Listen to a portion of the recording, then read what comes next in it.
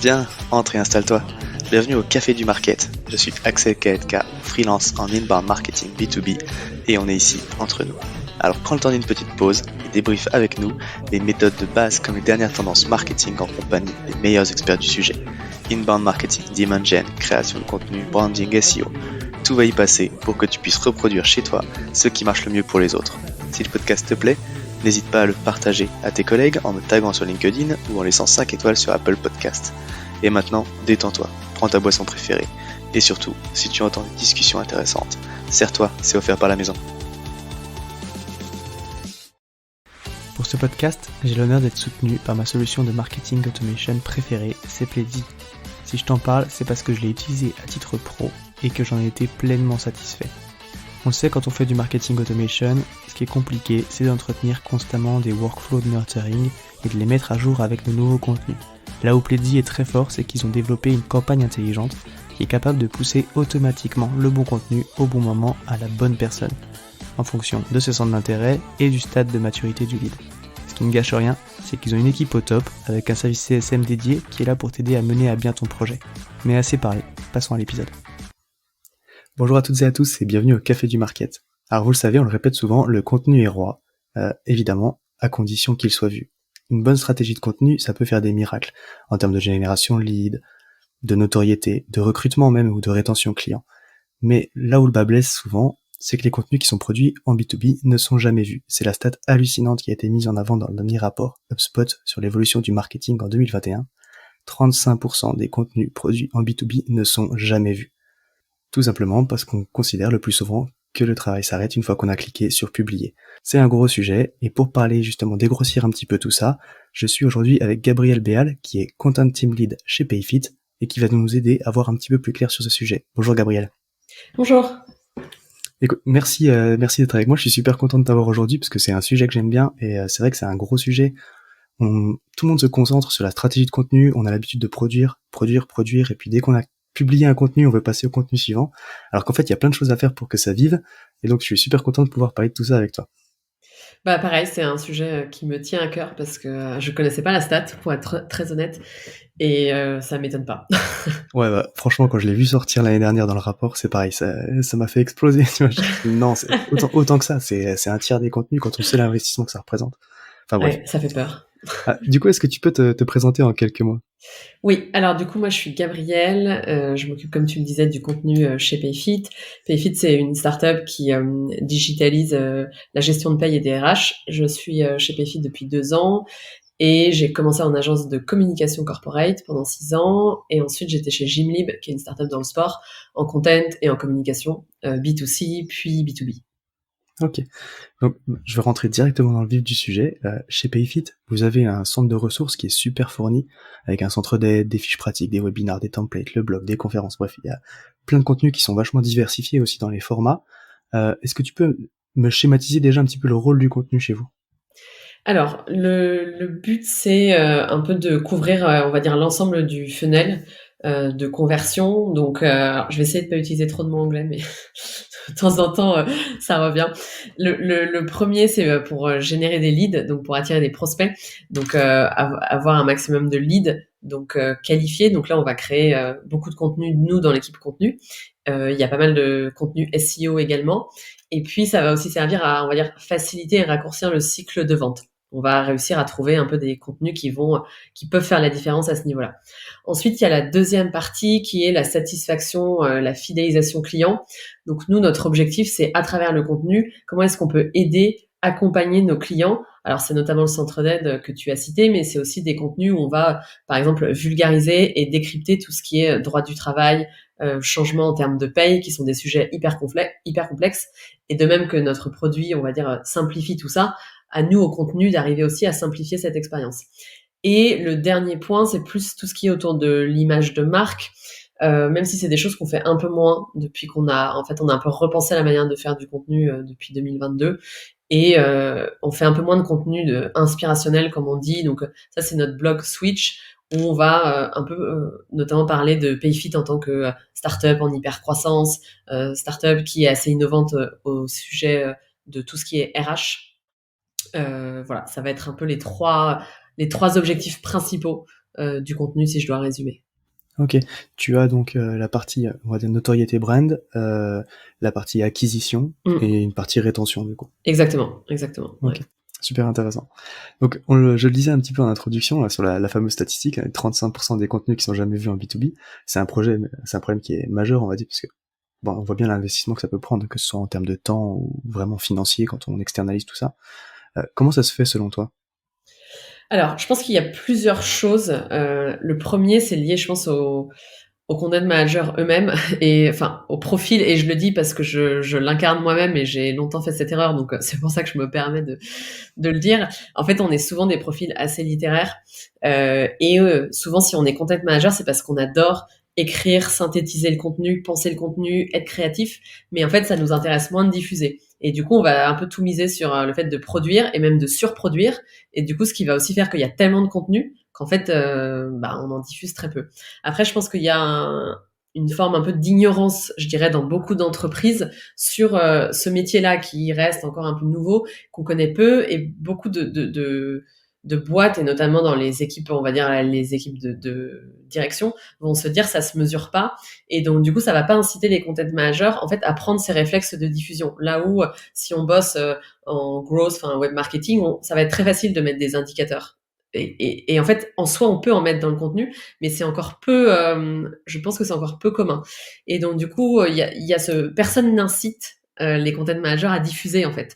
Donc ça pour moi c'est le premier problème. Et après je pense qu'il y a aussi un problème qui vient du contenu même, et ça va au-delà de la diffusion. C'est en fait comment est-ce qu'on choisit des sujets de contenu. Et enfin ce que j'observe aujourd'hui, et je le dis aussi d'autant plus que je l'ai moi-même aussi fait, c'est que en fait on va parfois aller, écrire un contenu trop facilement parce qu'on va se dire ok, ça c'est un peu le sujet à la mode, c'est un peu sympa d'en parler, faut qu'on en parle, sans même se demander si notre public, notre audience, est-ce qu'elle est intéressée en fait par ces sujets. Et du coup, par manque de terrain, par manque de temps, en fait, on va pas forcément trouver le sujet qui tout de suite arrive à intéresser plein de monde.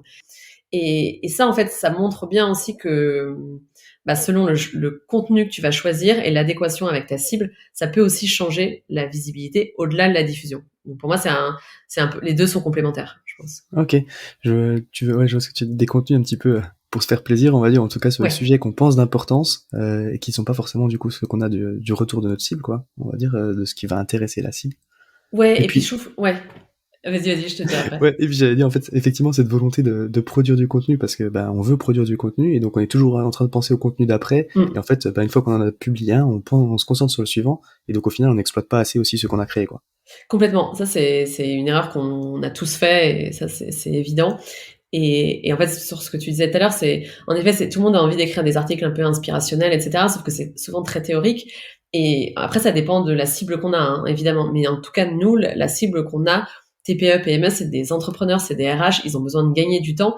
Et c'est pas forcément leur priorité que d'aller lire un article de 10 minutes sur un sujet qui est inspirationnel. À l'inverse, si on leur donne quelque chose de très court qui va vraiment les aider dans leur quotidien, sur un besoin qu'ils ont qui est très spécifique, qui est comprendre le droit du travail, faire un modèle, j'en sais rien, d'entretien annuel parce que ils en ont pas et qu'il n'y a pas de RH dans leur boîte. Là, en fait, on va les aider. Et là, on répond exactement à leurs besoins. Et bizarrement, le contenu, on l'a diffusé au même endroit, et pourtant, le succès n'est pas du tout le même. Donc, la diffusion est ultra importante, mais il y a aussi le travail en amont qui fait la différence.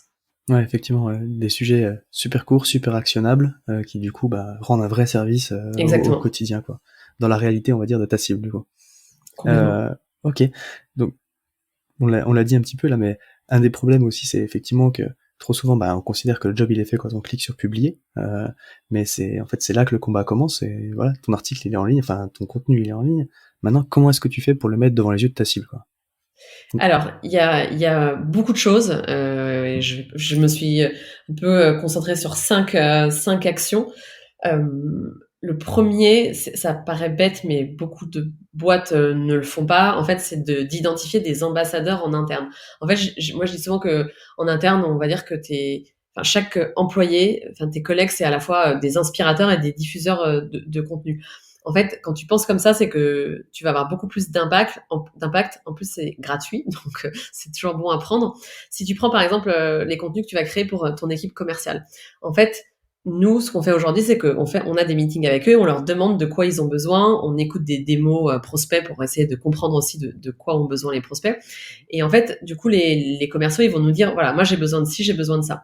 Derrière, donc eux, ils nous inspirent pour créer du contenu. Derrière, on crée du contenu en fonction de leurs besoins, et forcément, ils vont l'utiliser puisque c'est eux qui l'ont demandé. Donc, on va leur préparer un template de mail sur le logiciel CRM qu'ils utilisent. Et en fait, derrière, ils vont le diffuser parce qu'en fait, ils sont convaincus. Et là, ils deviennent des ambassadeurs. Et en fait, ça, c'est ultra intéressant parce que c'est ça aussi qui va faire que ton contenu est diffusé. C'est quand l'interne le diffuse. C'est pareil, si tu fais certains sujets, il suffit que la direction de ta boîte, qui souvent c'est des gens qui vont avoir pas mal de succès sur LinkedIn, si c'est des gens qui prennent la parole régulièrement, en fait si eux postent quelque chose, ils ont potentiellement beaucoup plus de succès que si c'est le compte de ta boîte qu'ils postent. Et ça peut vraiment faire la différence. Ça, pour moi, c'est la première chose. Ensuite, la deuxième, c'est vraiment d'identifier tous les canaux de manière vraiment exhaustive, que ce soit offline ou online. Et de se dire que chaque contenu, c'est aussi un canal de diffusion. Par exemple, si tu fais un webinar, eh bien, en soi, c'est un contenu, mais ça va devenir aussi un levier de diffusion parce que tu vas pouvoir parler pendant ce webinaire-là d'un article qui est en lien avec le sujet. Dans le chat, tu vas mettre le lien vers l'article, ça va créer du trafic sur ton blog. À la fin, tu reçois un mail automatique pour te remercier. Là, tu peux mettre le lien, par exemple, d'inscription à ta newsletter. Tu vas gagner des abonnés à chaque fois. Si tu fais, j'en sais rien, un salon, et c'est le moyen sur les écrans de mettre les vidéos cas clients, de faire la promo du dernier livre blanc que tu as créé, de faire un jeu concours pour une fois de plus faire grossir ta base de newsletter. Et en fait, déjà, si tu commences à penser comme ça, tu vas te rendre compte qu'il y a plein de petites actions qui vont en fait créer un cercle vertueux. Et en fait, nous, ce qu'on a fait, c'est qu'on a créé ce qu'on appelle des databases de diffusion. Tu peux faire ça, une sorte de checklist en fait de diffusion où tu recenses toutes les possibilités de diffuser un contenu. Tu listes tout, c'est un peu ton document générique. Et en fait, à chaque fois, maintenant, nous, qu'on fait un contenu, on prend cette liste et on l'adapte pour faire un plan de diffusion sur mesure. Le troisième point, c'est de se dire, voilà, il y a tout ce qui est gratuit, organique et tout ce qui est payant. Après, pour moi, le quatrième point, c'est de personnaliser, c'est de segmenter. Enfin, c'est toujours bien d'avoir d'un côté un tronc commun et des sujets assez généralistes. Après, on voit aussi la différence quand on personnalise le contenu, parce que on va s'adapter vraiment à une micro-communauté. Alors, ça prend un peu plus de temps, mais en fait, la cible va lire ce contenu-là parce que c'est fait pour elle. Je vais te donner un exemple, c'est si on crée, nous, un contenu, par exemple, pour les TPE en restauration, parce qu'on sait que c'est une de notre cible stratégique, eh bien, on va créer du contenu qui est vraiment fait que pour eux et qui ne correspondrait pas à 80% à une autre cible. Et du coup, forcément, il y aura plus d'engagement. Et après, le dernier point, c'est en fait de fixer, quand c'est possible, des objectifs chiffrés, parce que en fait, si on se donne pas nous-mêmes un peu des indicateurs, des KPI, on va faire une action, deux actions, et puis on va pas être incité à diffuser. Et en fait, si on se met un peu des objectifs chiffrés en se disant, voilà, on voudrait atteindre soit un pourcentage de croissance, soit un nombre de vues, un nombre de téléchargements, un nombre d'inscrits, ça va largement nous aider à diffuser parce qu'on aura un intérêt, en fait, on aura un objectif derrière. Ouais, effectivement, quand tu fixes un objectif, tu vas, comme tu le dis, quoi, si c'est juste publier ton contenu, tu vas le relayer une ou deux fois, puis tu vas passer au suivant parce que toi, t'aimes mieux créer, quoi. C'est ça. Alors que si t'as des objectifs qui sont fixés sur, ton contenu, il faut qu'il soit vu par tant de personnes ou téléchargé par tant de personnes, tu vas peut-être faire un peu plus d'efforts, du coup, pour aller le pousser à l'extérieur, quoi. Complètement. Et en fait, en tant que content manager, on n'a pas forcément cette mentalité un peu chiffre business, mais en fait, notre profil, il devient beaucoup plus percutant et pertinent quand on arrive à intégrer cette brique-là, en fait. Okay. Sans vouloir tout mesurer, hein. Pour autant, tout ne se mesurera pas, ça c'est sûr. Super. Donc c'est vrai, quand on parle aussi distribution de contenu, on pense beaucoup à recyclage, tu vois, pour donner une seconde vie au contenu. Donc tu prends un article, tu peux le découper en 4 posts sur les réseaux sociaux, un livre blanc, tu peux en faire un webinar, vice versa, tout ça. C'est bon, après tu l'as dit, il y a beaucoup plus que ça, quoi. Mais c'est quoi ton point de vue du coup là-dessus? Le recyclage, il est clairement nécessaire, mais il y a en effet beaucoup d'autres choses à côté qu'on peut faire. Alors moi, je vais te dire pareil, hein, ce que je dis à mon équipe et quand je leur parlais de plus diffuser, en fait, je leur disais ce triptyque qui n'est pas utilisé pour le contenu de base, qui est reduce, reuse, recycle. Et en fait, pour moi, c'est vraiment ce triptyque-là, c'est-à-dire que reduce, c'est vraiment se dire, en fait, enfin, arrêtons de surproduire du contenu parce que si on commence déjà à faire des checklists de diffusion pour chaque contenu, en fait, ça prend du temps et la diffusion va très vite devenir au moins un tiers de ton quotidien. Donc, tu pourras plus, en fait, produire autant. Donc, tu vas réduire ta cadence de production, mais pour autant, ton impact sera a priori bien plus gros. Et en fait, de temps en temps, on allait produire des checklists de diffusion et on se disait non, mais ça prend vachement de temps de diffuser pour ce contenu-là, c'est pas un contenu très important. Et en fait, du coup, forcément, tu arrives à la conclusion de pourquoi est-ce qu'on a créé ce contenu si, en fait, on considère qu'il est mineur. Autant ne pas le faire. Donc ça, c'est le premier point. Le deuxième, c'est reuse. Donc là, c'est en effet se dire, il faut diffuser plusieurs fois un même contenu. Et c'est pareil, en fait, quand tu dis à ton équipe, mais en fait, quand vous postez une fois sur LinkedIn, enfin, postez-le 3 fois à des moments différents. Que un contenu que vous avez mis dans la newsletter de janvier, s'il est toujours d'actualité en juin, en fait, repoussez-le en juin, etc., etc. Et souvent, on va te dire, oui, mais les gens, ils l'ont déjà vu et tout ça. Et en fait, c'est utopique de se dire que enfin moi je vais pas sur LinkedIn tous les jours, hein, donc il y a un paquet de contenu. Si le post il a été mis 5 fois, je vais peut-être le voir que 2 fois. Une newsletter, une fois je serai en vacances, du coup je vais pas la lire. Du coup la fois d'après, en fait je vais peut-être tomber sur le contenu, etc. Donc ne pas hésiter à réutiliser les choses, mais se dire en fait je vais pas aller faire des copier-coller. Donc je vais soit changer le moment où je diffuse, donc pas le même jour, pas la même heure. Je vais changer l'angle, je vais changer le visuel, je vais changer l'accroche parce que il suffit de choisir un angle différent pour un même contenu et en fait ça peut complètement changer aussi le succès qu'il a. Donc ça c'est un bon moyen. Et après le dernier c'est le recyclage, c'est de se dire en effet ce que tu disais, un même contenu peut être décliné en différents formats. Et du coup, un article qui fonctionne hyper bien, se dire ça vaut le coup d'aller en faire un webinaire derrière. Après ce webinaire-là, on va faire une capsule audio très courte et c'est se dire on va tester en fait plein de moyens de consommer le contenu, donc de l'écrit, de l'audio, de la vidéo et différents niveaux de détails, c'est-à-dire format long, format court, parce que ça n'intéresse pas forcément les mêmes personnes et c'est bien aussi parce que ça te permet de voir ce que ton audience préfère pour après potentiellement peut-être aller creuser davantage un format et de trouver un peu la bonne combinaison en fait dans tout ça. Ok, super intéressant. Et du coup, bon là, comme on est entre nous, j'en profite pour t'arracher du coup une petite confidence. Et c'est vrai que quand on dépeint les bonnes pratiques comme ça, on a toujours l'impression que c'est tout rose. C'est quoi le plus gros challenge que t'as eu toi, du coup, auquel t'as été confronté dans ta vie de marketeuse? Je pense que c'est la diffusion. En vrai, je pense que c'est un vrai sujet parce que, comme je disais tout à l'heure, en fait, on est quand même souvent des profils un peu littéraires qui aiment créer, qui aiment écrire, et du coup, rentrer dans ce côté très opérationnel et très état d'esprit business avec des chiffres, de la performance, des indicateurs, faire des reporting, aller suivre tout ça. Enfin, de base, c'est vrai que c'est pas trop notre mentalité. Et je pense que le premier challenge, c'est de se dire, moi, il va falloir que j'arrive à m'intéresser à ça, que je comprenne l'intérêt, et ensuite que j'arrive à convaincre mon équipe qui a le même profil globalement que moi, et qui, du coup, n'a pas spécialement envie de faire ça.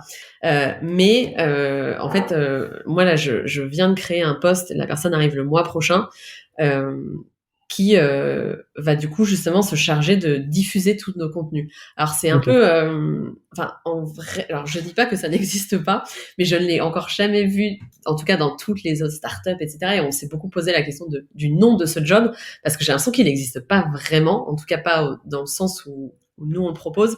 En fait, c'est une personne qui pour moi va être ultra stratégique avec un profil assez hybride parce que en fait elle va être là pour travailler en binôme avec tous les content managers et en fait faire toute la stratégie de diffusion, créer des plans de diffusion sur mesure pour chaque contenu, les mettre en œuvre ensuite, donc une dimension plus opérationnelle, qui demande aussi de faire énormément de contenu parce qu'il va falloir trouver, c'est plus de la conception-rédaction en fait, c'est de dire comment je vais le diffuser, donc en quelques phrases, comment est-ce que je vais réussir à donner envie de lire un contenu qui est beaucoup plus long.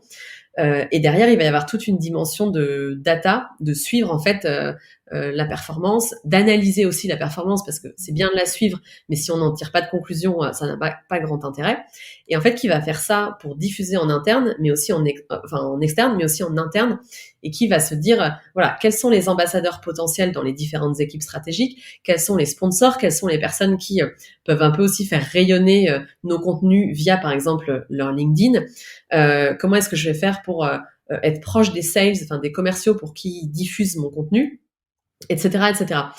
Et en fait, je suis hyper excitée en soi de voir ce profil-là, parce que c'est nouveau, donc c'est quelqu'un qui n'avait jamais fait ça non plus. Les content managers vont pouvoir se concentrer sur ce qu'elles préfèrent, c'est-à-dire créer du contenu, et en même temps, cette personne-là va à la fois valoriser leur travail, et en même temps les challenger en leur disant, attends, là, t'as créé peut-être plein de contenu qui n'a pas marché, il y a peut-être un problème. Et donc, du coup, je pense que ça va être, j'espère, mais je pense que ça va être hyper intéressant.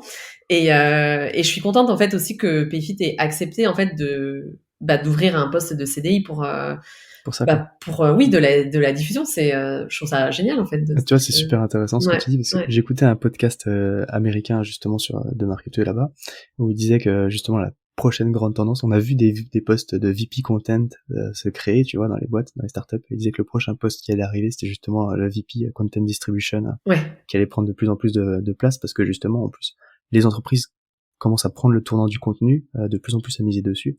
Et donc le prochain gros enjeu, ça va pas être tant de produire du contenu ou d'avoir une stratégie de contenu, mais c'est justement de pouvoir inciter sur la diffusion de façon efficace. Complètement. C'est vraiment, je sais pas, ce serait VP Impact, je sais pas, ça sonne pas bien, mais en fait c'est un peu, moi je me disais, c'est un peu le pôle Impact de notre équipe contenu, en fait. Mais voilà, c'est pas le plus vendeur, donc on va trouver des marketeurs qui vont trouver un nom pour ça. On va trouver un mot anglais bien pompeux, bien bullshité, ça fonctionnera. Attendons les Américains. Ça marche. Top. Bon, et si, du coup, en 2 mots, là, tu devais vraiment retenir pour une startup qui se lance dans le contenu, un conseil de tout ce qu'on s'est dit là, quoi. Ne pas s'éparpiller, passer autant de temps à diffuser qu'à créer, réfléchir vraiment à ce qu'attend la cible. Comme je disais, ça sert à rien de faire des contenus inspirationnels parce que ça semble un peu noble. Si ce n'est pas ce que l'audience attend, elle ne les lira pas, et ça va être des contenus qui vont prendre énormément de temps pour en fait un impact vraiment mineur. Et après, c'est aussi penser SEO. On en a peu parlé, mais le SEO, l'idée, c'est pas de créer que des contenus pour le SEO, mais injecter une dimension de SEO dans les contenus pour une startup qui vient de se créer, ce sera forcément un plus. C'est un canal d'acquisition. Enfin, comme tu dis, c'est un moyen de distribuer le contenu, le SEO aussi, optimiser. Créer un contenu qui a de la qualité intéressant pour sa cible, et l'optimiser, ce sera le SEO, c'est un moyen de le poser devant ses yeux aussi, quoi. Exactement. Quand il le cherche. Ouais. Ok, super intéressant. Écoute, merci beaucoup Gabriel pour tout ça. C'était un échange super enrichissant. Si jamais il y a des questions pour toi, t'as dit que tu passais de temps en temps sur LinkedIn, je pense qu'on peut t'y trouver. Je n'y vais pas tous les jours, mais j'y vais de temps en temps. Ouais. Ça marche. Bon, écoute, encore merci pour le temps que tu m'as consacré. C'était super de t'avoir sur le podcast.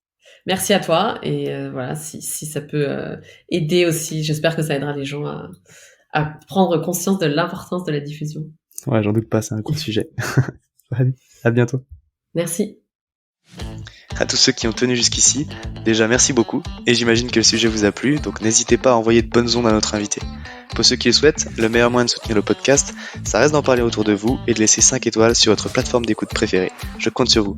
Et dans tous les cas, je vous dis à bientôt pour un prochain rendez-vous au Café du Market.